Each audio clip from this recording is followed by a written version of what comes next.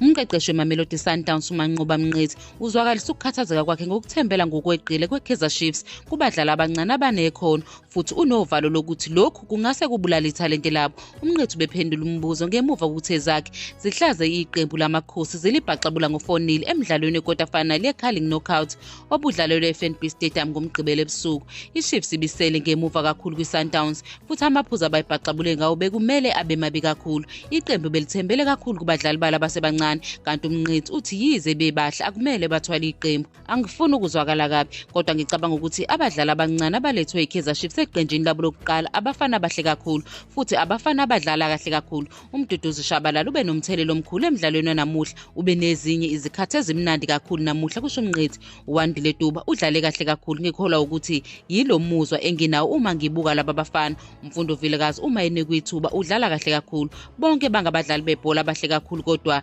iphutha elikhulu ngalenza ngabadlali abafana nalabo ukubeka umthwalo weqembu elikhulu njenge-Kaizer Chiefs emahlombe abo. Umdlalo njengomduduzi Shabalala bekumele ashaya amagoli asheshayo phakathi nesonto ukuze bathole iphuzu ngesikhathi bedlala ngokulingana ngo-2-2 bebhekene neMagesi FC. Mngqithi naye uyazwelana nomqeqeshi we-Kaizer Chiefs uNasruddin Nabi. Laba badlali abasebancane banekhono elihle kunawo wonke umuntu eqenjini, kodwa uma ngikhuluma iqiniso ngicabanga ukuthi laba ngabadlali abanekhono elimangalisayo. Ngingathanda ukuba nabo nami eqenjini lami. Angifuni ukuqambela amanga. Siyiqembu leMamelodi-Sundowns asibabheka abadlali abasebasha, sifuna abadlali abadala abaningi ngoba siyazi ukuthi laba abancane kukhona lapho beshoda khona, kwengeza lo mqeqeshi. Kodwa laba abancane angifuni ukuniqambela amanga, bonke bancomeka kakhulu futhi ngiyazi ukuthi umqeqeshi cishe uphoqelekile ukubadlalisa ngoba bangabadlali abangcono kunabo bonke abanabo eqenjini. Ukuthi nje uvalo lwami ukuthi uma umthwalo nengcindezi usemahlombe abo mhlambe kungase kubulala abanye babo. Ngisahlabe komxhwele ngendlela umqeqeshi neqembu abadlale ngayo laba bafana ngoba ngicabanga ukuthi banomthelelo omkhulu.